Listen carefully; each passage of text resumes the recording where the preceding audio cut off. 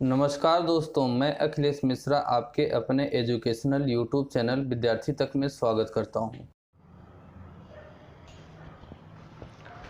जय हिंद साथियों, कैसे हैं आप सभी। मैं अखिलेश मिश्रा एक बार फिर से आप सभी साथियों का आपके अपने यूट्यूब चैनल विद्यार्थी तक पे हार्दिक स्वागत करता हूं।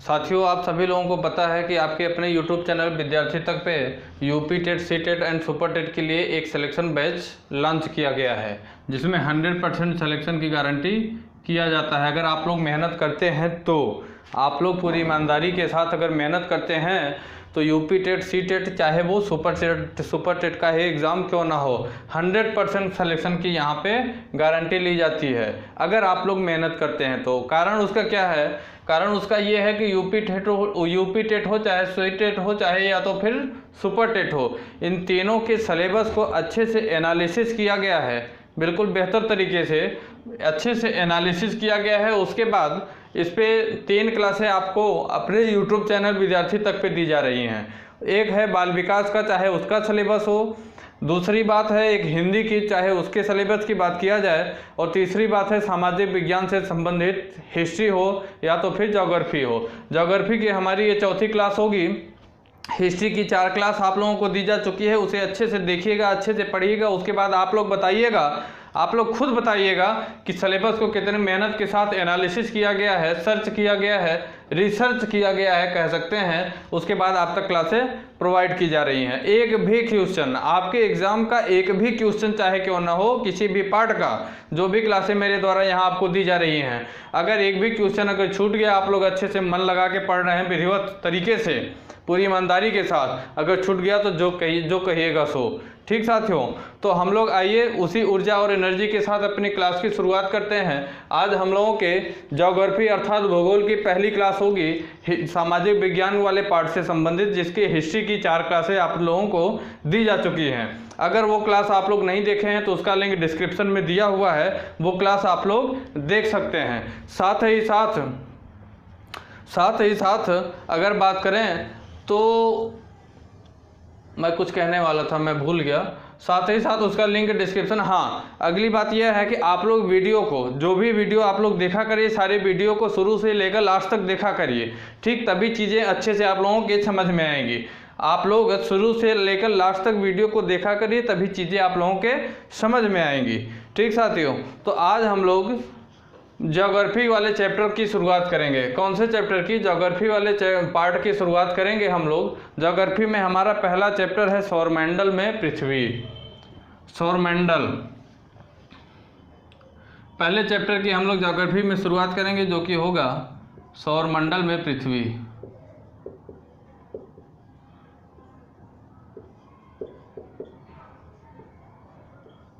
ठीक, ये हम लोग पहले चैप्टर की शुरुआत करेंगे। हमारा यह पहला चैप्टर होगा। आप लोग विधिवत अच्छे तरीके से नोट्स अपनी प्रिपेयर करिएगा, अपनी नोट्स को बेहतर तरीके से प्रिपेयर करिएगा अच्छे से, जिससे कि आप लोगों को रिवीजन करने में प्रॉब्लम ना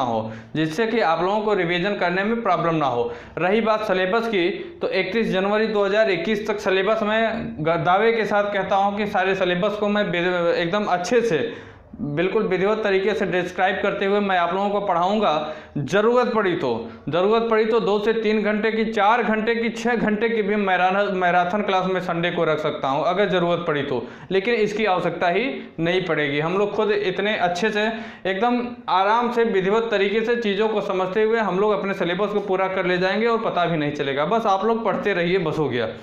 तो साथियों, हम लोग बात करेंगे अपने पहले चैप्टर की बात करेंगे। पहले चैप्टर का नाम है सौरमंडल में पृथ्वी। ठीक है, हम लोग भूगोल की बात कर रहे हैं अर्थात ज्योग्राफी की। तो इसमें सबसे बड़ी बात साथियों हम लोग बात करेंगे कि सौरमंडल क्या होता है, सौरमंडल का क्या अर्थ है।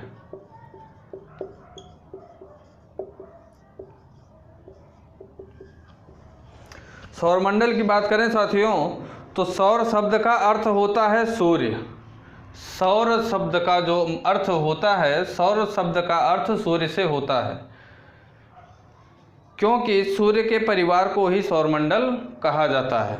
सूर्य के परिवार को ही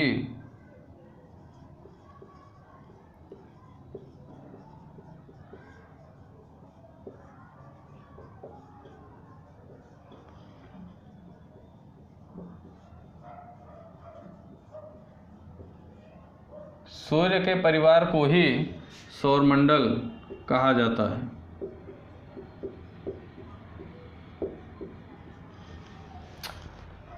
सौर का अर्थ सूर्य से होता है। ठीक साथियों, सौर का अर्थ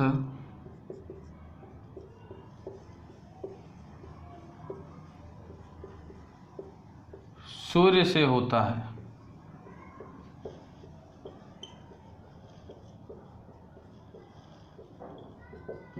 सौर का अर्थ सूर्य से होता है।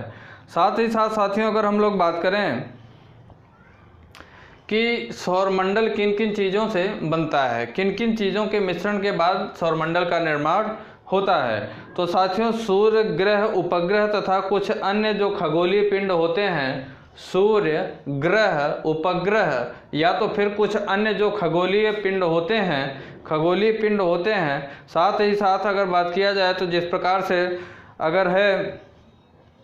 अगर हम लोग बात करें तो क्षुब्ध ग्रह एवं उल्का पिंड या को भी मिलाकर हम लोग सौरमंडल का निर्माण करते हैं। सूर्य हुआ, ग्रह हुआ तथा उपग्रह इस तरीके के तथा और जो भी खगोलीय पिंड होते हैं, इनके मिश्रण के साथ हमारा सौरमंडल का निर्माण होता है। इसको हम लोग यहाँ नोट डाउन करते हैं।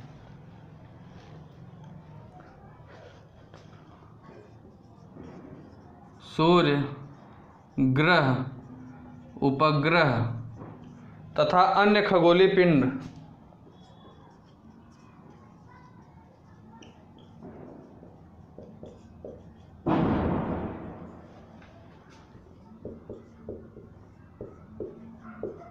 के समायोजन से, के मिश्रण से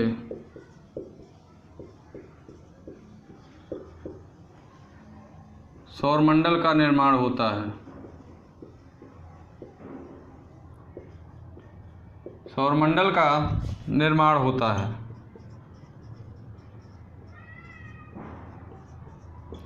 सूर्य, ग्रह, उपग्रह तथा अन्य खगोलीय पिंड के मिश्रण से सौरमंडल का निर्माण होता है। सौरमंडल को सौर परिवार भी कहा जाता है, जिसका मुखिया सूर्य होता है। सौरमंडल को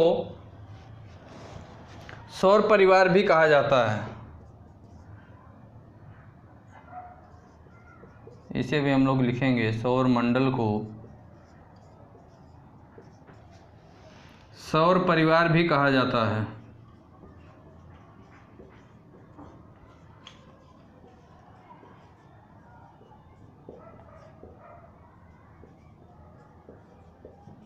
जिसका मुखिया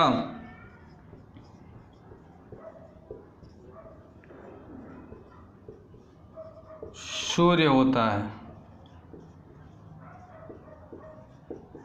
जिसका मुखिया सूर्य होता है। सौरमंडल पे हम लोग चर्चा कर रहे हैं। साथ ही साथ साथियों, सौरमंडल से संबंधित ग्रह एवं उपग्रह को परिभाषित करने के साथ ही मान्यता देने की अगर बात जब आती है कि कौन से ग्रह को, कौन से उपग्रह को, कौन से खगोलीय पिंड जो होते हैं, इन लोगों को कौन सा नाम दिया जाएगा, इनका नामकरण क्या किया जाएगा, इन्हें किस कैटेगरी में रखा जाएगा, अगर इसकी बात आती है तो इसके लिए अंतर्राष्ट्रीय खगोल संघ जो होता है, इस पे वो अपना जो है रिसर्च करने के बाद अपना इसमें प्रतिक्रिया देता है। प्रतिक्रिया अर्थात कौन से ग्रह को क्या नाम देना है, इसका क्या, कौन से परिवार के अंतर्गत रखा जाना है, ये कहाँ पाया जाता है, मतलब उससे संबंधित ग्रहों, उपग्रहों या जो खगोलीय पिंड होते हैं, इन सभी के से संबंधित जो भी चर्चाएं होती हैं, इसके अगर नामकरण की बात आती है, ठीक, इनके अगर नामकरण या तो फिर इन सभी को अगर परिभाषित करने की बात आती है,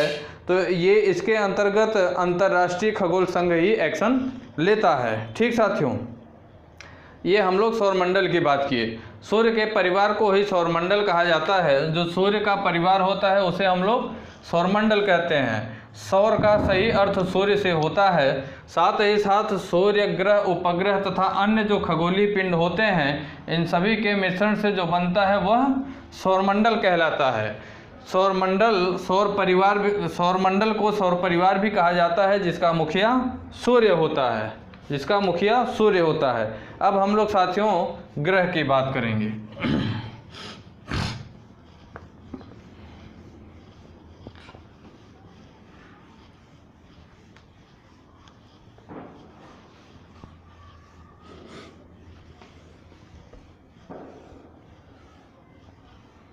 ग्रहों की बात करेंगे साथियों हम लोग। ग्रह किसे कहते हैं?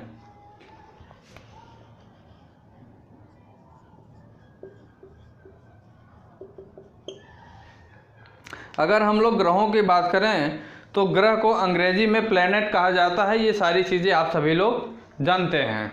ग्रह को इंग्लिश में प्लैनेट कहा जाता है। ये सारी चीज़ें आप लोग जानते हैं। अगर साथियों हम लोग बात करें तो प्लैनेट ग्रीक अर्थात यूनानी, प्लैनेट की बात करें तो प्लैनेट ग्रीक अर्थात यूनानी भाषा के प्लैनेटाई से बना हुआ है। प्लैनेट शब्द जो है इसे हम लोग नोट करते हैं। ग्रह को अंग्रेजी में प्लैनेट कहते हैं।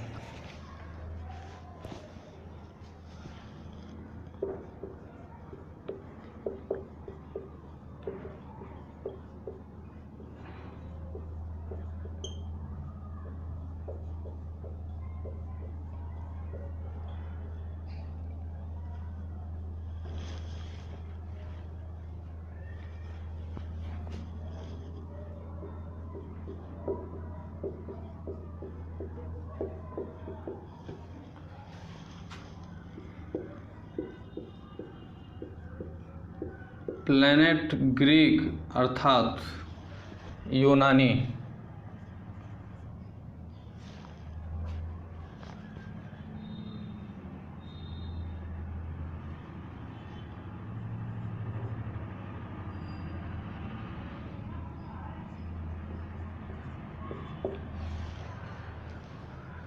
भाषा के प्लैनेटाई से बना हुआ है। प्लैनेट ग्रीक भाषा के प्लैनेटाई से बना हुआ है।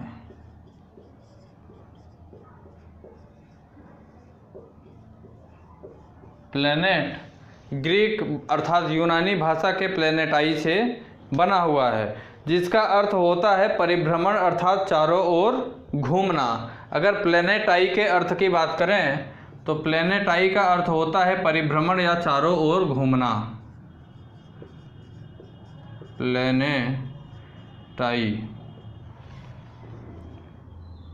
का अर्थ होता है परिभ्रमण, परिभ्रमण या चारों ओर घूमना, चारों ओर घूमना। प्लैनेटाई का अर्थ होता है परिभ्रमण या तो फिर चारों ओर घूमना। ठीक साथियों, अगर हम लोग ग्रह की बात करें तो ग्रह ऐसे खगोलीय पिंड होते हैं जो सूर्य के चारों ओर एक निश्चित दिशा में परिभ्रमण करते हैं अर्थात परिक्रमा करते हैं। ग्रह जो होते हैं ये एक ऐसे खगोलीय पिंड होते हैं, ग्रह जो होते हैं ये एक ऐसे खगोलीय पिंड होते हैं जो सूर्य के चारों ओर परिभ्रमण करने का काम करते हैं या सूर्य के चारों ओर घूमने का काम करते हैं। ठीक साथियों, अगली बात अगर करें तो ग्रह के पास स्वयं की प्रकाश एवं ऊष्मा नहीं होती। आप लोग ये बहुत खास बात है, जानकारी के लिए आप लोग दिमाग में रखिए कि ग्रह के पास स्वयं की ना ही ऊष्मा होती है ना ही प्रकाश होता है। ग्रह के पास स्वयं की ना ऊष्मा होती है ना ही प्रकाश होता है। ये तारों के प्रकाश पर निर्भर होते हैं। इसे भी नोट करिए आप लोग। ग्रहों के पास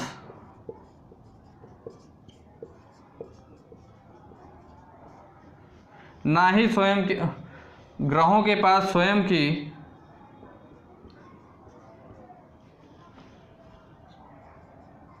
ऊष्मा और प्रकाश, हीट एंड लाइट, ऊष्मा और प्रकाश नहीं होता है। ये तारों के प्रकाश पर डिपेंड होते हैं अर्थात ग्रह ये तारों के प्रकाश पर निर्भर होते हैं।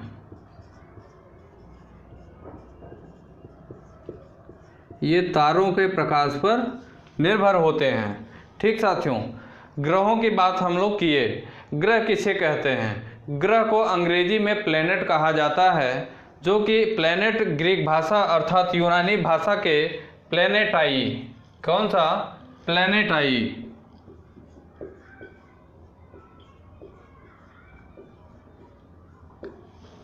यूनानी भाषा के प्लेनेटाई से बना हुआ है। अगर प्लेनेटाई की बात करें तो प्लेनेटाई का अर्थ होता है परिभ्रमण या चारों ओर घूमना। परिभ्रमण या चारों ओर घूमना ये प्लेनेटाई का अर्थ होता है। साथ ही साथ साथियों, अगर ग्रहों के बात करें तो ग्रहों के पास उनकी स्वयं की ना ही ऊष्मा होती है ना ही प्रकाश होता है।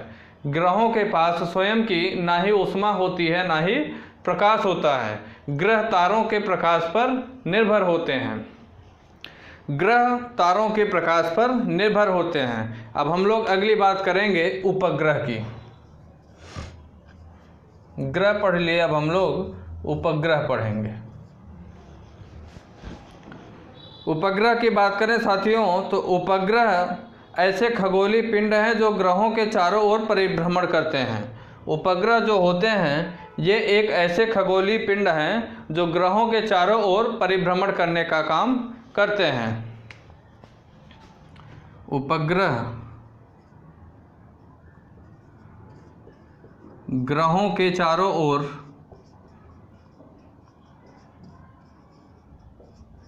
परिभ्रमण करने का काम करते हैं।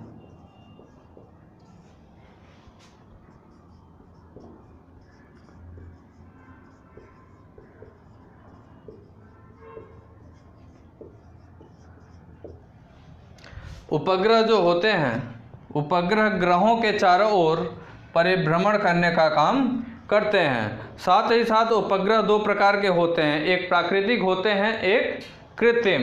अगर उपग्रह की बात करें तो उपग्रह दो प्रकार के होते हैं, एक प्राकृतिक उपग्रह और दूसरा कृत्रिम उपग्रह। प्राकृतिक अगर उपग्रह की बात करें तो ये वह उपग्रह होते हैं जो ग्रह के चारों ओर परिक्रमा करते हैं। और कृत्रिम उपग्रह की बात करें तो कृत्रिम उपग्रह वह ग्रह होते हैं जो पृथ्वी के धरातल से एक निश्चित उद्देश्य से मानव द्वारा भेजा जाता है। पृथ्वी के धरातल से निश्चित उद्देश्य के लिए, जैसे कहा इतने नहीं कि उपग्रह भेजा गया, लॉन्च किया गया, पृथ्वी के धरातल से एक निश्चित उद्देश्य के लिए मानव द्वारा जो भेजा जाता है वह कृत्रिम होता है। और जो प्राकृतिक होता है वह ग्रह के चारों ओर परिक्रमा करते रहते हैं। तो अगर आप लोगों से पूछा जाता है कि उपग्रह कितने प्रकार के होते हैं तो आप लोगों को आंसर देना है उपग्रह दो प्रकार के होते हैं।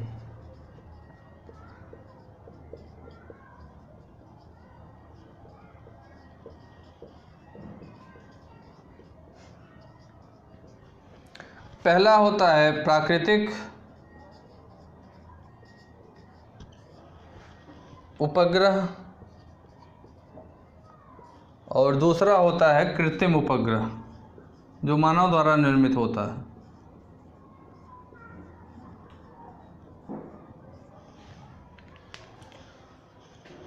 ग्रह को आप लोग लिख लिए होंगे।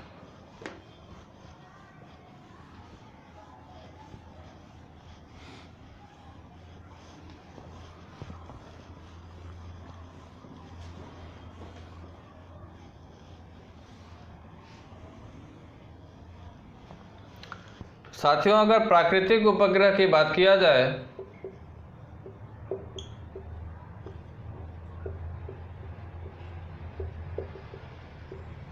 तो ये वह उपग्रह होते हैं जो ग्रहों के चारों ओर परिक्रमा करते हैं।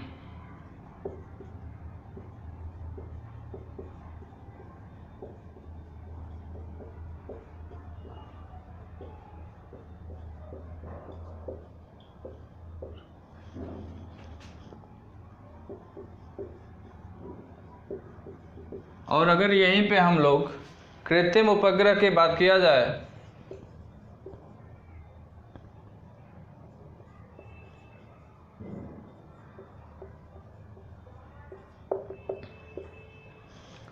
तो ये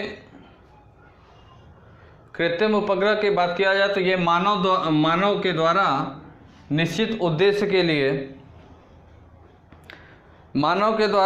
उद्देश्य के लिए धरातल पृथ्वी के धरातल से भेजा जाता है। इन्हें मानव द्वारा पृथ्वी की धरातल से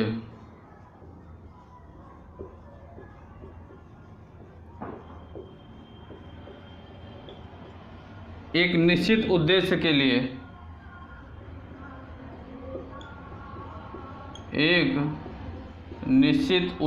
लिए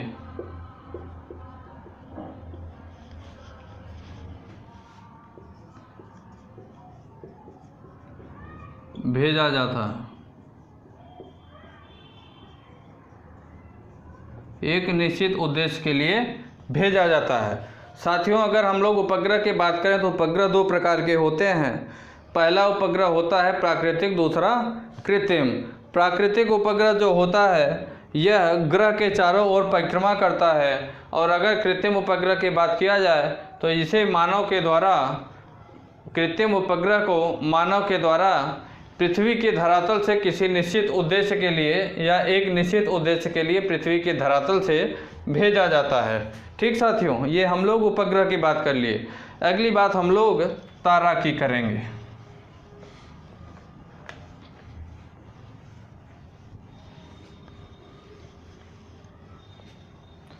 अगली बात हम लोग तारा की करेंगे।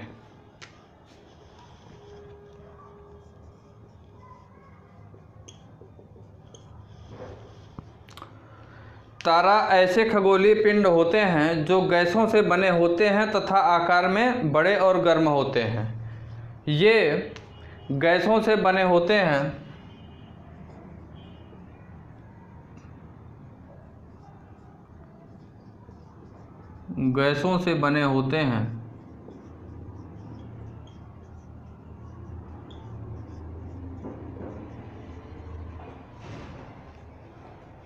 तथा आकार में बड़े और गर्म होते हैं।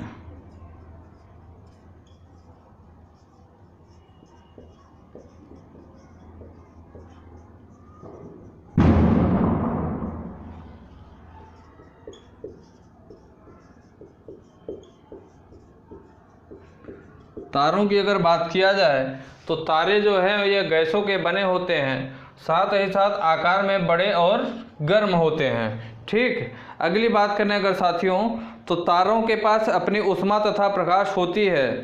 तारों के पास खुद की अपनी ऊष्मा और प्रकाश होती है। इनके पास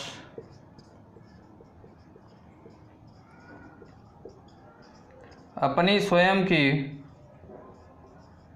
ऊष्मा और प्रकाश होती है। ऊष्मा और प्रकाश होती है। तारों के पास अपनी खुद की ऊष्मा और प्रकाश होती है जिसे वे बड़ी मात्रा में उत्सर्जित भी करते हैं। इसे ये बड़ी मात्रा में उत्सर्जित भी करने का काम करते हैं। कौन? तारे। और अगर तारों में अगली बात किया जाए तो तारा किसे कहते हैं, तो सूर्य की अगर बात किया जाए तो सूर्य भी एक तारा है। क्या है? सूर्य भी एक तारा है तथा जो सौरमंडल के केंद्र में स्थित होता है। सूर्य भी एक तारा है जो कि सौरमंडल के केंद्र में स्थित होता है। ये आप लोग जाने रहिए, सूर्य भी एक तारा है जो सौरमंडल के केंद्र में स्थित होता है। सूर्य के सतह पर हीलियम व हाइड्रोजन दो प्रमुख गैसें होती हैं। सूर्य भी एक तारा है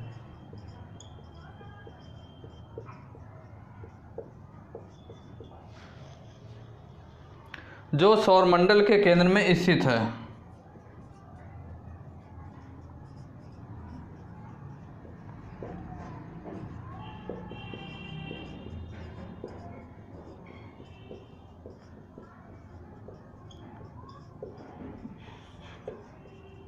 जो सौरमंडल के केंद्र में स्थित है। साथ ही साथ साथियों कि सूर्य के सतह पर हीलियम व हाइड्रोजन दो प्रमुख गैसें हैं।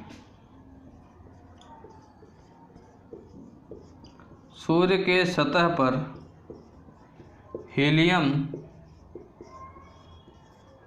व हाइड्रोजन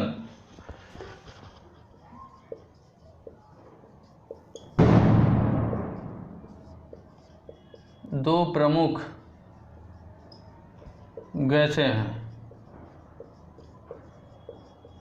सूर्य की बात करें तो सूर्य भी एक तारा है जो कि सौरमंडल के केंद्र में स्थित है। सूर्य के सतह पर अगर बात किया जाए तो सूर्य के सतह पर हीलियम व हाइड्रोजन दो प्रमुख गैसें स्थित हैं।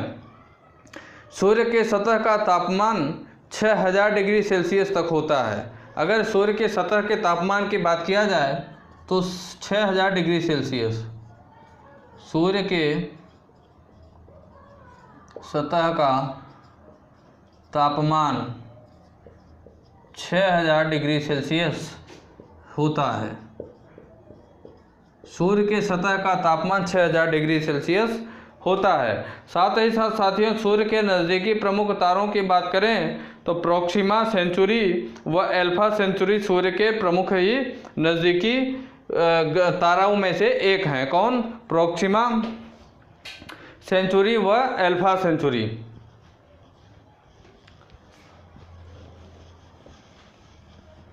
मैं यहाँ लिखता हूँ।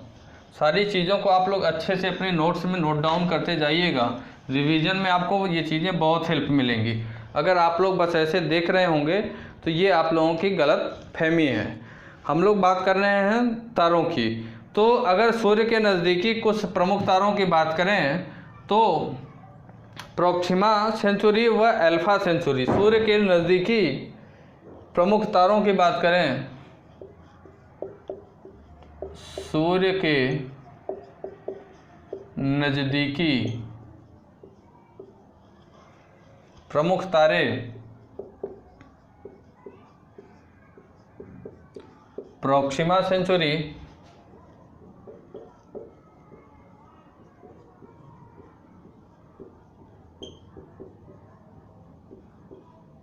तथा एल्फा सेंचुरी।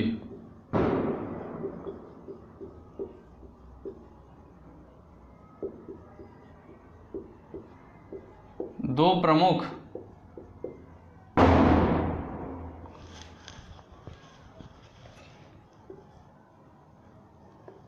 प्रमुख नज़दीकी तारे हैं। दो प्रमुख तारे हैं।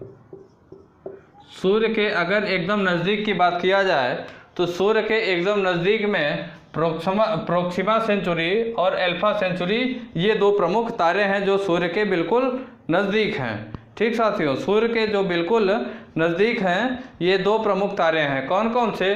प्रोक्सिमा सेंचुरी तथा एल्फा सेंचुरी। ठीक साथियों, अब हम लोग अगली बात करेंगे नक्षत्र मंडल की। किसकी बात करेंगे? नक्षत्र मंडल की।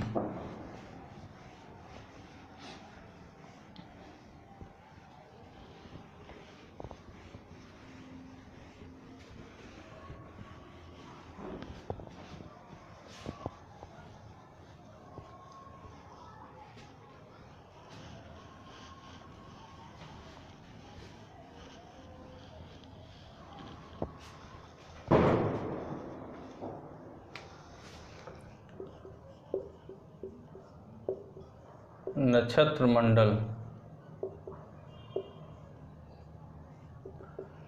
नक्षत्र मंडल की साथियों अगर बात करें तो रात्रि में आसमान में विभिन्न तारों के समूह द्वारा बनाई गई विविध आकृतियों को हम लोग नक्षत्र मंडल कहते हैं। किसे कहते हैं? रात्रि में आसमान में जो विभिन्न तारों के समूह को हम लोग देखते हैं। कभी कभी हम लोग देखते होंगे रात के दौरान कई ढेर सारे तारे ऐसे होते हैं जो बिल्कुल नज़दीक हम लोगों को दिखाई देते हैं। एक समूह में, एक ग्रुप में हम लोगों को तारे दिखाई देते हैं रात्रि के दौरान। ठीक साथियों, तो उनके द्वारा जो वहाँ पे विविध तमाम प्रकार की आकृतियाँ बनाई जाती हैं। कैसी? जो भी आसमान में तमाम प्रकार की आकृतियाँ बनाई जाती हैं, जिसे हम लोग कई नाम भी देते हैं। कुछ हम लोग कुछ भी कह लेते हैं कि ये कौन से आकार का, खेल में हम लोग बातें करते हैं कि कौन से आकार का, यहाँ जेड के आकार का कौन सा दिख रहा है, वाई के आकार का कौन सा दिख रहा है, साथ ही साथ ए के आकार का यहाँ पे ए कहाँ बना हुआ है आसमान में, इस तरीके से दिखाई दिया जाता है। अर्थात विभिन्न आकृतियाँ वहाँ पे हम लोगों को नज़र आती हैं। कहाँ? आसमान में। विभिन्न कई तारे जो होते हैं, कई तारों के समूह जो होते हैं, उन तारों के समूह को जो आसमान में दिखाई देते हैं और उन समूहों से विभिन्न विभिन्न आकृतियां जो दिखाई देती हैं उसी को हम लोग नक्षत्र मंडल कहते हैं। तो हम लोग इसमें लिख लेते हैं कि रात्रि में आसमान में, रात्रि में आसमान में, रात्रि में आसमान में विभिन्न तारों के समूह द्वारा, विभिन्न तारों के समूह द्वारा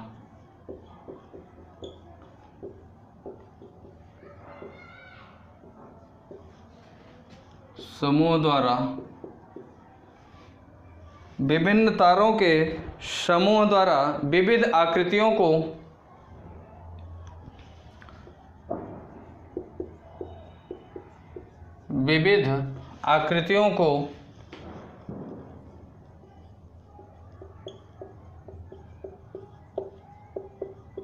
नक्षत्र मंडल कहते हैं। नक्षत्र मंडल।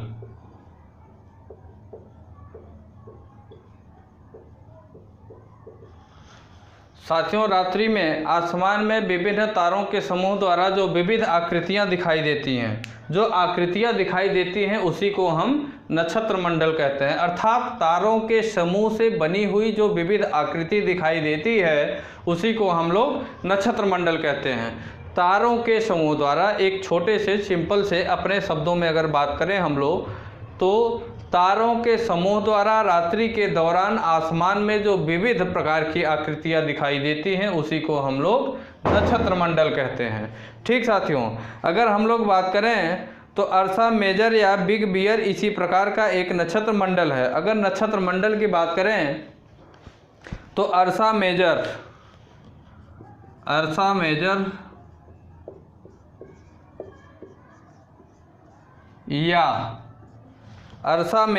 या बिग बियर की बात करें,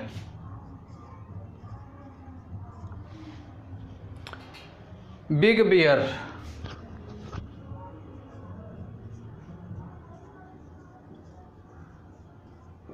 इसी प्रकार का एक नक्षत्र मंडल है।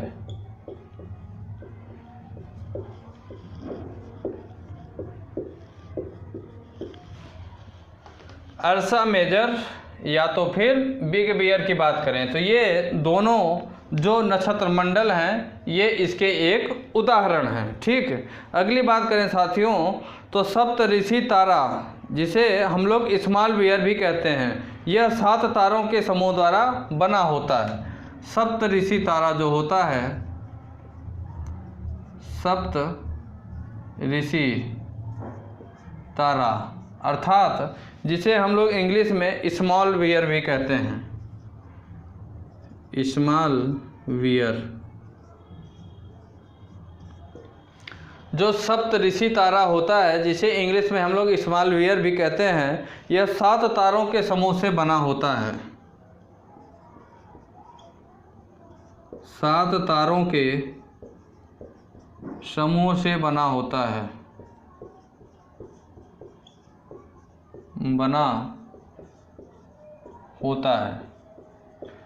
सप्तऋषि तारे की बात करें जिसे इंग्लिश में हम लोग स्मॉल बियर भी कहते हैं, यह 7 तारों के समूह से बना हुआ होता है।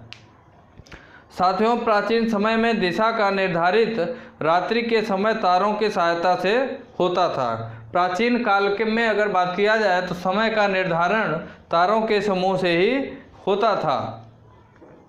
प्राचीन काल में दिशा के निर्धारण की बात करें तो रात्रि के समय तारों की सहायता से ही किया जाता है। जानकारी के लिए एक बात मैं बता दूं कि रात्रि के दौरान जब हमारे फोर्स, आर्मी वगैरह के जवान जो होते हैं वो लोग रात्रि में जब बड़े बड़े जंगलों में जाते हैं, जब उन्हें एसएसएल ड्यूटी के दौरान भेजा जाता है या तो फिर जब उन्हें पोजीशन लेनी होती है, जंगलों वगैरह में जाते हैं, जब कोई भी ऐसी असामयिक घटना या आतंकवादियों वगैरह की घुसपैठियों वगैरह की बात जब की जाती है तो उस समय अगर उन लोगों को पोजीशन लेना होता है जंगलों में तो वहाँ पे रोशनी नहीं होती है, रोशनी नहीं होती है। तो वहाँ पे भी जो हमारे फोर्स के जो भी हमारे आर्मी वगैरह के जवान होते हैं वो सब भी तारों के हिसाब से ही दिशा की ज्ञान की बात करते हैं। जो हमारे फोर्स के आर्मी मैन होते हैं, फोर्स के आदमी होते हैं, उन सभी लोगों को भी तारों के हिसाब से दिशा का ज्ञान दिया जाता है। ये मैं आपके जानकारी के लिए बता दे रहा हूँ। तारों के हिसाब से दिशा का ज्ञान उन लोगों को दिया जाता है, क्योंकि वहाँ पे रोशनी होती नहीं है, दिशा समझ में आती नहीं है कि हम कौन सी दिशा में इस समय जा रहे हैं। तो इस वजह से उन लोगों को दिशा का ज्ञान देना भी ज़रूरी होता है, तभी वो पोजीशन और अपने डायरेक्शन, सही डायरेक्शन में जाने का कार्य कर पाएंगे। ठीक साथियों, तो प्राचीन समय में अगर बात किया जाए तो दिशा का निर्धारण भी रात्रि के समय तारों की सहायता से ही होता था। अगर बात करें साथियों तो उत्तरी तारा उत्तर दिशा को बताता है, इसे ध्रुव तारा भी कहते हैं। जो हमारा उत्तरी तारा होता है वह उत्तर की दिशा को बताता है, जिसे ध्रुव तारा भी कहते हैं। उत्तरी तारा उत्तर दिशा को बताता है।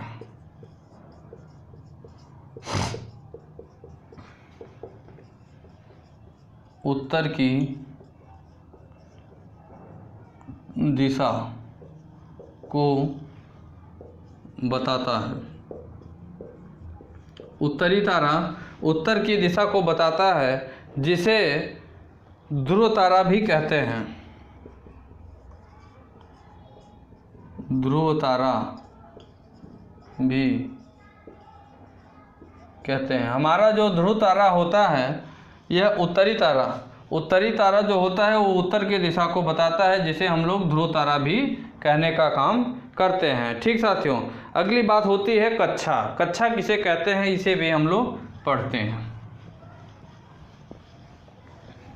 आप लोग सोचते होंगे ना, जब सैटेलाइट वगैरह उपग्रह वगैरह जब लॉन्च किया जाता है तो कहते हैं कि फला कक्षा में इस समय पहुंच चुका है। तो कक्षा किसे कहते हैं, कक्षा की भी हम लोग बात करेंगे।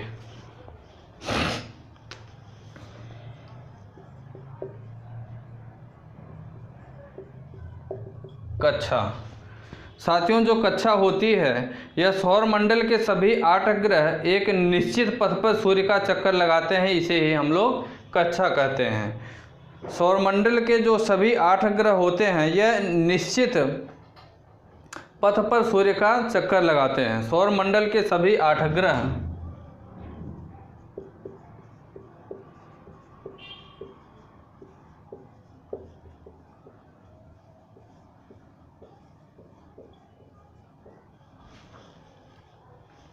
एक निश्चित पथ पर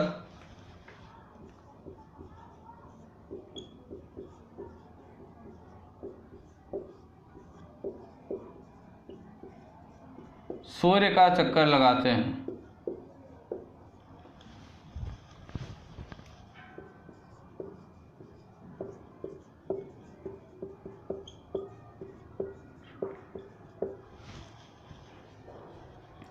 यह पथ दीर्घ वृत्ताकार होता है, जो कक्षा कहलाता है। यह पथ दीर्घ वृत्ताकार होता है। यह पथ दीर्घ वृत्ताकार होता है।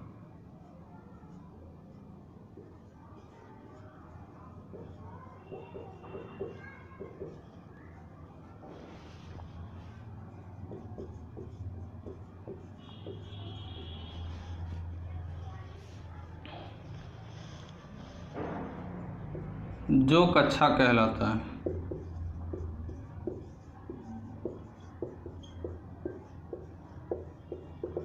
साथियों, कक्षा की अगर हम लोग बात करें तो सौर मंडल के जितने भी सभी आठों ग्रह होते हैं यह एक निश्चित पथ पर एक निश्चित पथ पर सूर्य का चक्कर लगाते हैं। सूर्य का चक्कर लगाते हैं। सौर मंडल के सभी 8 ग्रह एक निश्चित दिशा, एक निश्चित पथ पर सूर्य का चक्कर लगाने का काम करते हैं। यह जो पथ होता है यह दीर्घ वृत्ताकार होता है। कैसा होता है? दीर्घ वृत्ताकार पथ होता है, जिसे हम लोग कक्षा कहते हैं। फिर से समझने का काम करिएगा, बहुत इंपॉर्टेंट बात है। सौर मंडल के जो सभी 8 ग्रह होते हैं, सौर मंडल के जो सभी 8 ग्रह होते हैं ये सभी 8 ग्रह एक निश्चित पथ पर सूर्य का चक्कर लगाने का काम करते हैं।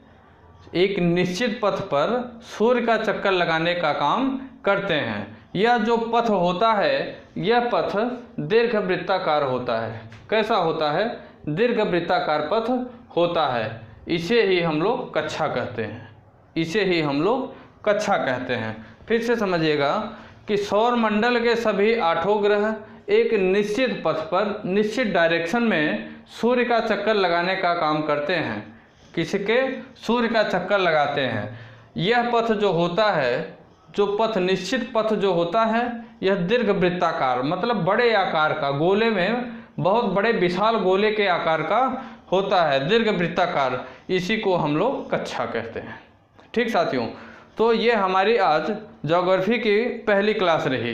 किसकी? ज्योग्राफी की आज हमारी पहली क्लास रही, जो UP TET, C TET and super TET के सिलेबस को टारगेट करते हुए सिलेक्शन बैच को लॉन्च किया गया है।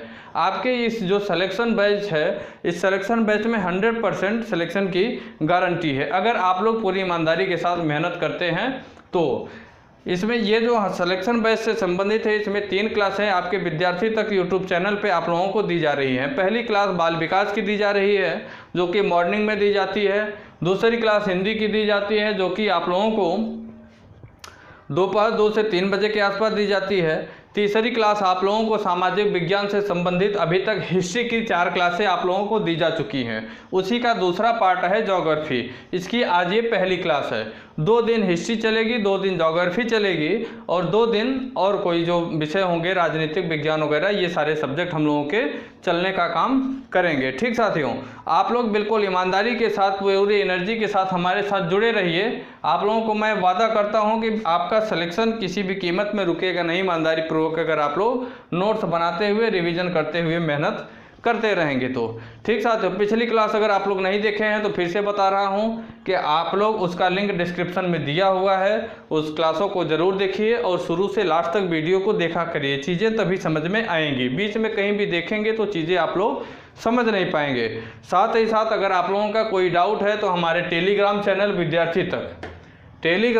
विद्यार्थी तक को ज्वाइन करिए और वहाँ पे अपने डाउट को हमसे शेयर करिए। मैं अपनी नेक्स्ट वीडियो में जो भी आपका डाउट रहेगा उसे क्लियर करने की 100% कोशिश करूँगा। ठीक साथियों, तो ठीक है, क्लास ज़्यादा लंबी ना हो तो वीडियो को हम लोग यहीं पे क्लास को ओवर करते हैं। जय हिंद, जय भारत। दोस्तों, अगर आप हमारे YouTube चैनल विद्यार्थी तक पे नए हैं तो लाइक करें, सब्सक्राइब करें और बेल आइकन को दबाना ना भूलें। धन्यवाद।